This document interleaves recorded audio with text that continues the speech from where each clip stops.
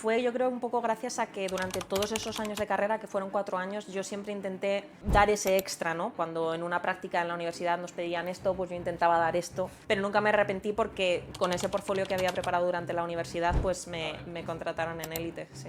3 años de junior hasta senior, 3 años. El nivel de exigencia era tan alto que es que realmente es verdad que es muy poco tiempo y sería impensable que en una empresa in-house en solo 3 años dieras ese salto tan grande, ¿no? Pero en élite en 3 años yo hice 5 o 6 títulos ya de videojuegos. ¿Crees que es súper importante hoy en día tener una formación y un título? En absoluto creo que sea imprescindible para trabajar de esto y es más, diría que si lo que estamos valorando es la calidad de los conocimientos que aprenden los alumnos, a día de hoy por lo menos, y sobre todo en España, creo que la calidad de la enseñanza puede llegar a ser muchísimo mejor en centros que no son oficiales, ya sea a través de mentorías de profesionales que están en el día a día trabajando en la industria. ¿Y qué hace el codesarrollo? Lo podríamos plantear como si fuera una empresa de outsourcing en el sentido de que viene un cliente y contrata sus servicios, pero luego podríamos decir que es como una empresa in-house en el sentido de que generalmente el cliente acude a ella porque hay partes del desarrollo de su juego que no sabe cómo acometer y me parece el mix perfecto, la verdad, estoy encantada. Es verdad que luego por las tardes al final me cargo con masterclasses y mentorías, pero la verdad es que es algo que estoy intentando por todos los medios no dejar de hacer, porque es algo que disfruto muchísimo y que es algo que me gusta darle de vuelta a la comunidad. Gran parte de los conocimientos que tengo a día de hoy como profesional es gracias a que otros profesionales los quisieron compartir en su momento conmigo. ¿Qué fue el incentivo o cuál fue el incentivo de decir, ostras, quiero estudiar esto? Porque claro, hace años esto era una innovación, no existían muchas universidades, no existían muchos grados tampoco. ¿Cuál fue tu vía, ¿no?, de aprendizaje para empezarte en algo que tanto te apasionaba, en ese caso pues el 3D y los videojuegos? Pues la verdad es que lo que me hizo empezarle a dar vueltas al hecho de dedicarme a esto fue que me topé con un videojuego en su día, fue el Jak and Daxter, me pilló con 12 años Muy bueno. y pasé horas y horas de diversión con ese juego. Y pues me fui pasando varios juegos de la saga y en uno de ellos pues tenían como contenido desbloqueable, adicional, y te enseñaban como una galería de personajes en 3D donde tú podías acercarte, rotarlos, y tenían como un ciclo de animación donde iban caminando y demás. Y dije, wow, es que me encantaría dedicarme a esto, que aúna tantos hobbies y tantas cosas que me gustan el día a día, y me encantaría poder hacer de esto una profesión y que todo mi tiempo de trabajo sea de hacer cosas que me gustan tanto, ¿no? Y la verdad es que en ese momento no tenía ni idea de cómo llegar a esto. O sea, en aquella época, pues yo tenía 12 años, no había ninguna carrera universitaria donde pudieras hacer esto. Y lo tuve como que dejar un poco de lado mentalmente. Y entonces, de hecho, me pasé muchos años sin saber exactamente a qué dedicarme o eso pensaba yo, que no sabía a qué dedicarme, y realmente sí que lo sabía, lo que pasa que no le veía cómo adentrarme, ¿no? Y bueno, pues casualidades de la vida, pues ya cuando me tocó un poco escoger bachillerato y escoger o mirar un poco de cara a futuro qué universidad escoger, pues me topé con un folleto en aula, me llegó por parte de mi madre, que era profesora en un colegio, y bueno, pues encontré ESNE, que fue la universidad donde yo estudié en su momento.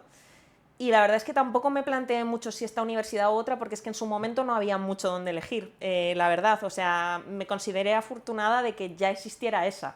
Claro. Entonces ahora hay muchísima más Muchas. oferta de muchísimo tipo, universitario, no universitario. Pero claro, en mi momento yo sí que es verdad que tenía claro que quería estudiar una carrera. Tenía buenas notas en su momento, o sea, quizá me parecía un poco no aprovechar la oportunidad que tenía por la media o por lo que fuera, y también sí que es verdad que te abre posibilidades el tener un título universitario, ¿no? De cara a luego a lo mejor pedir visados en otros países, sí que Claro. te abre puertas. Entonces, haber podido en ese momento aunar ambas cosas, la verdad que fue un sueño para mí y no lo dudé. En cuanto fui a visitar la universidad y me matriculé, nada, 1 o 2 semanas después, así que... Qué bien, o sea, ya era algo que tenía súper mega decidido y súper claro. Entonces, ¿crees que es súper importante hoy en día tener una formación y un título en este sector en específico? ¿O crees que también puedes ir en la vía un poco más de voy a hacer a lo mejor una mentoría, ¿no? Voy a hacer algo que no sea oficial, que sea más extraoficial, podríamos decir? ¿Y qué es lo que opinas tú en este punto? No, yo creo que es absolutamente no necesario, absolutamente innecesario. yo ya te digo, en su día también lo hice un poco por desinformación, ¿no? Era algo que estaba empezando. De hecho, te diría que mis padres en su momento me intentaron disuadir varias veces de estudiar esto. Ellos me intentaban empujar a carreras más tradicionales, ¿no? Claro. Mi padre estaba empeñado en que hiciera derecho, por ejemplo. Y luego ya cuando seguía insistiendo yo con videojuegos era como, bueno, pero hazte una ingeniería informática, ¿sabes? Que es como más serio. Claro. Y es como, es que creo que no me estáis entendiendo, no tiene nada que ver lo que quiero hacer. Y al final, pues bueno, pues al final sí que me dieron el visto bueno para hacer esto.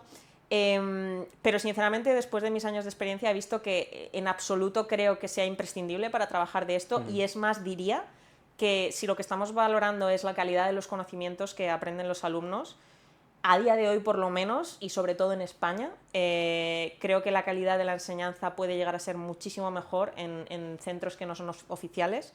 Ya sea a través de mentorías de profesionales que están en el día a día trabajando en la industria y que lo ven en el día a día en el trabajo y que transmiten esas enseñanzas a los alumnos, que un centro específico que a lo mejor sí que tiene los permisos y los títulos y tal, pero a lo mejor el profesorado no está ya tan metido en la industria, o a lo mejor lo estuvo hace muchos años, pero es que en una industria tan tecnológica como esta, los pipelines y las metodologías de trabajo y absolutamente todo cambia y se renueva constantemente. Entonces, yo diría un poco qué es lo que valora la gente. Todo tiene sus pros y sus contras. Evidentemente, lo que decía antes, el tener el título te abre muchas puertas a la hora de, si el día de mañana te quieres ir a otro país a trabajar, vas a tenerlo mucho más fácil para que te den un visado. Eso es así.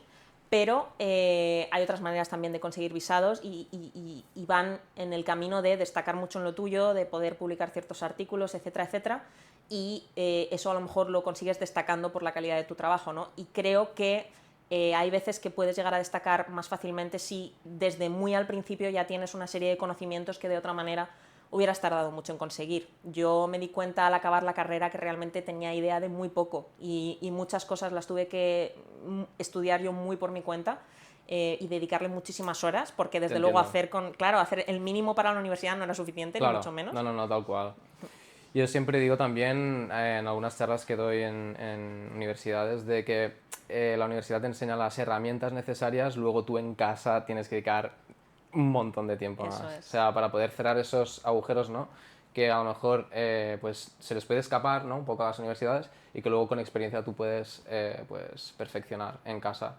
Entonces, Paula, para yo ubicarme un poco, cuando terminaste la universidad, ¿ya te dirigiste directamente en el sector de los videojuegos, o hubo como una transición ahí, un tiempo perdido o un tiempo no perdido, sino de mejoría en portfolio, o cómo fue?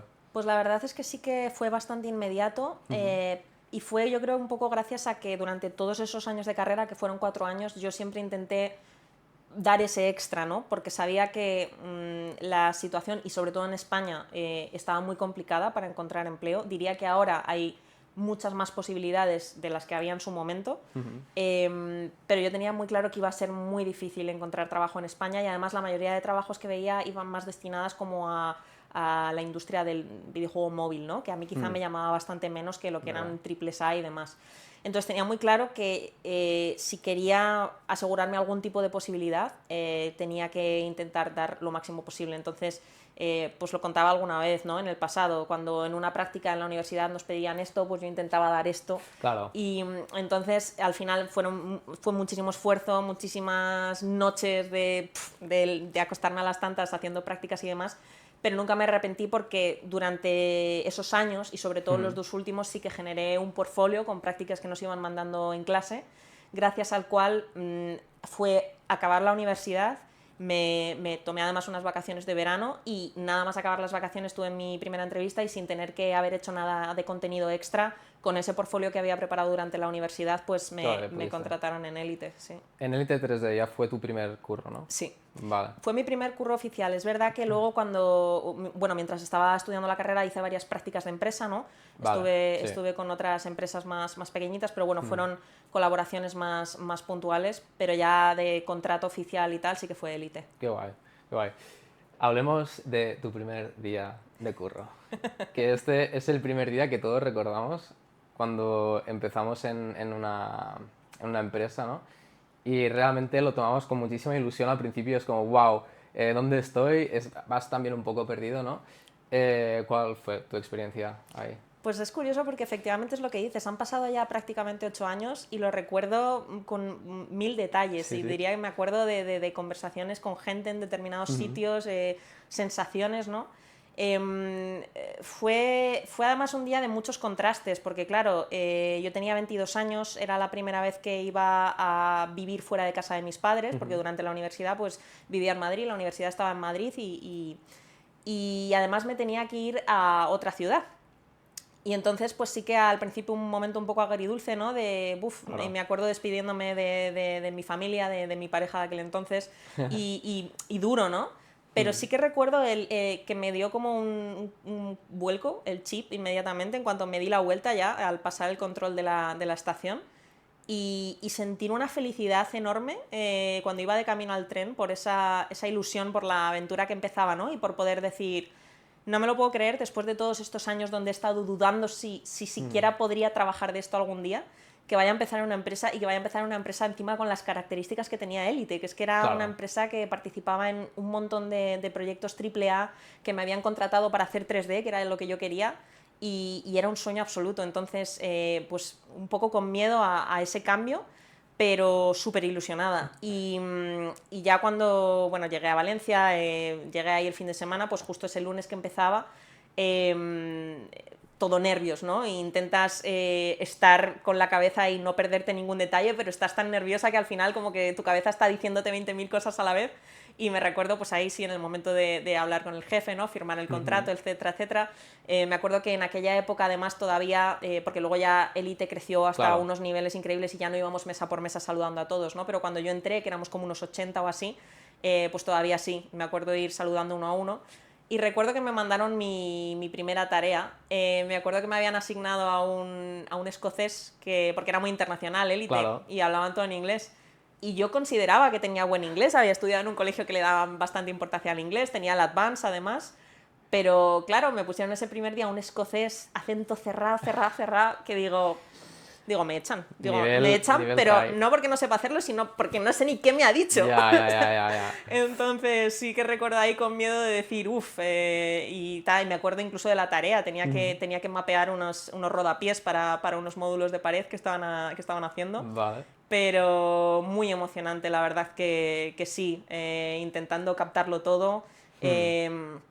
También como muy intimidada, ¿no? Porque de repente pasabas de la universidad, donde además yo en su momento, pues, ya te digo, siempre había sido muy currante y sí que a lo mejor había sido de las que pues, destacaba en ese aspecto, y de repente pasas a un campo profesional donde muchísima gente sabe infinitamente Claro, más que claro. tú, entonces estás como una esponja intentando absorberlo todo y y también como diciéndote a ti misma, bueno, a ver si valgo, ¿no? Lo suficiente y a ver, a Claro. ver qué tal lo voy a hacer. Siempre hay este punto, ¿no? De incertidumbre de decir, ostras, realmente el síndrome del impostor, ¿no? Se llama un poco de Sí, decir, ostras, tío, yo creo que no valgo aquí, no sé qué, sí, pero luego ya te das cuenta que dices, ostras, pues poco a poco vas avanzando, vas aprendiendo y además con gente que realmente es verdaderamente profesional, que a lo sí. mejor muchos de ellos no tenían ningún tipo de oportunidad de estudiar algo relacionado del sector porque no existía directamente ninguna universidad, ni curso, ni nada. O sea que al final a lo mejor aprendieron con foros o cosas así y con ese aprendizaje pues